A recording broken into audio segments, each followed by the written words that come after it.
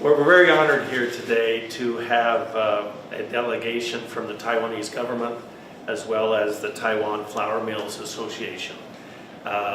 They represent a long-standing, very vibrant relationship that the state of Idaho has had with Taiwan for over 40 years. They are Idaho's second largest trading partner after Canada, and they are a very important part of our agricultural markets here, and we're very appreciative to host them again this year. Ahead of us signing a new MOU that recommits both of us to continuing what we've been doing. It's been very successful on both sides of the table. I also want to commend our wheat farmers here in Idaho for consistently producing a quality product, a product that is predictable and feeds a lot of the Taiwanese. And at this point, I'm going to share this with May if she has some remarks, and then Court. Okay, thank you, Lieutenant Governor Becky. And first of all, I would like to represent the Taiwanese government to thank Lieutenant Governor and your team to make this event possible. And also, I would like to congratulate for Taiwan Flour Mills Association and Idaho Wheat Commission to sign this LOI. This LOI is not only merely a trade agreement. I think it's more like we further strengthen the 40 years sister states relationship between Taiwan and Idaho. And this is also representing that both sides have this determination to create a resilient food supplies partnership between U.S. and Taiwan, particularly with Idaho, that we support U.S. farmers with reliable and stable market, particularly, and also we provide the Taiwanese people with good quality and safe food. I would like to thank you, Lieutenant Governor, and people of the Idaho again for this long relationship, and we'll keep working on it. Thank you. Thank you. No, on behalf of Idaho farmers, we strive really hard to produce a high quality, good product, and we're very appreciative that the Taiwanese recognize that value in Idaho wheat and will pay a premium, and our long-standing relationship, it's moved past just trade to becoming friends and knowing each other, and we could not survive without customers like Taiwan, and we appreciate that. Michael, do you have any remarks from the milling perspective? Thank you, Lieutenant Governor. 80% of wheat actually we purchase coming from U.S. wheat. I mean, U.S. wheat take 80% share in Taiwan. It's because U.S. wheat always consistently provide a very good quality. So in 2024, we purchased U.S. wheat value at about $337 million US. So we believe this value will be keep growing. So our delegation travel here to not just only want to keep our commitment to purchase U.S. wheat, but only show a friendship in between Taiwan and U.S. So later we will sign a letter of OI. So we are delighted to continue to purchase U.S. wheat, and we will purchase about 3.6 million metric ton wheat from 2026 to 2029. The value is about 1.3 billion, and I hope it will. I believe a very significant portion of this LOI will come from Idaho wheat. I think so too. Okay, thank you. I'm just thinking how it would be for me to try to speak in Mandarin at a press conference in Taipei, and I compliment you on your English.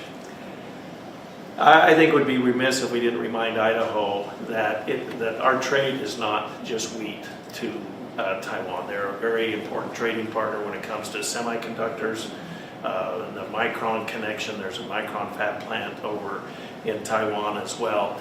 But we export a lot of potatoes, a lot of beef, a lot of dairy products, a lot of peas and lentils and those types of things as well. But it all started with our relationship, I believe, in the wheat sector. And so that has grown. It benefits and prospers Idaho and Idaho's ag sector to have such good friends as we do when it comes to trading in Taiwan. So at this point, we would answer a few questions. I know this is decades-long relationship. Is this basically reaffirming it? Are there new parts of it, or can I talk about that? Well, we can talk about that. We will sign an MOU here that it basically is going to be more of the same. As Michael said, this represents about $1.2 billion of commitment of purchases over the next 3 years. 4 years. 4 years. And so that's very significant. The stability that brings to the market is very, very valuable. Clark, I know you have a question. Yeah, absolutely. Have any Idaho officials made a trip to Taiwan or been able to further the relationships? And we've talked about the friendship and things like that. Have you had a chance to visit, or have other Idaho officials gone over there and built relationships? Yeah, the answer is yes, and I value the 4 trips that I've made to Taiwan, including one last fall. And every time I go there, I'm amazed at the industry of that country. And it's a small island comparatively. They have to bring much of the things that they use there from outside sources, and we're very proud to be in the food business in Taiwan, in Idaho. But like I say, that relationship has matured into a friendship, and that we value every bit as much. And again, that our hats are off to the farmers for always providing a predictable quality product, but then also the milling companies there that have incorporated our products everywhere. If you eat dim sum in Taiwan, you're eating Idaho U.S. soft wheat. That's so cool. Yeah, it is very important. Yes. Yeah. Nearly all the commodity groups make almost annual trips to Taiwan. Our relationships are so close to ensure that we continue these relationships. That's very cool. Mr. Lieutenant Governor, you have a background in agriculture. What does this mean for Idaho's agriculture, for Idaho's economy? Just sort of following up on the remarks that you made. Well, it just gives us one more market, and that means money back into the farm segment, directly into the farmers' pockets. But then also, here in Idaho, we try to add value to every one of our commodities, and so that's jobs for the state. The ag sector is still a very major component of our state's economy. Yes, technology is catching up, and yes, there are other very important parts of our state's economy. But the charter industry in Idaho is agriculture, and so strengthening these ties around the world is very important to the ag sector, directly to the farmers like me, but also to the economy, because we have a large food processing segment here in Idaho. The dairy industry also moves a lot of product that direction and into the Pacific Rim. That's a big deal, particularly down in the Magic Valley where we live. Thank you. We good?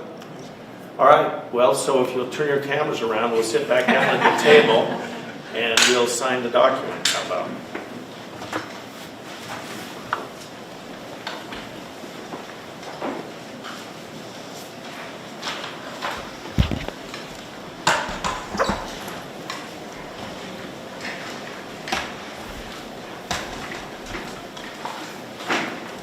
Madam Director.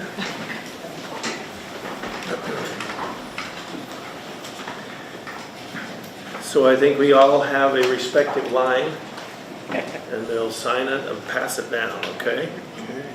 You guys ready? Yes. Okay, start signing. Oops.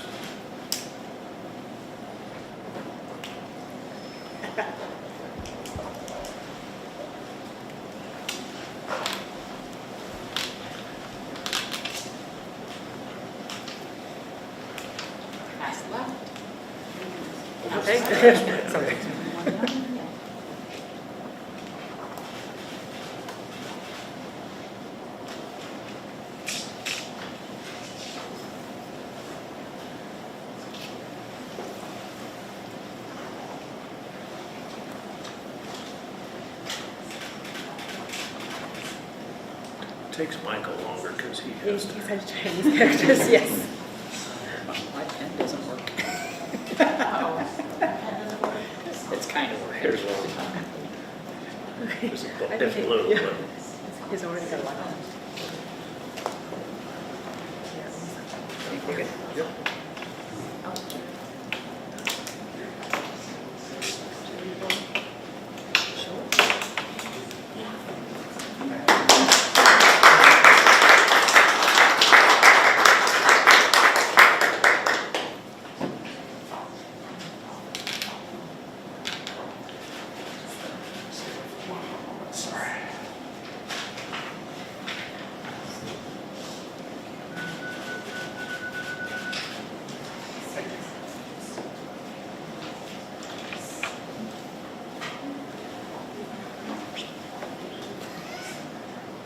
All right.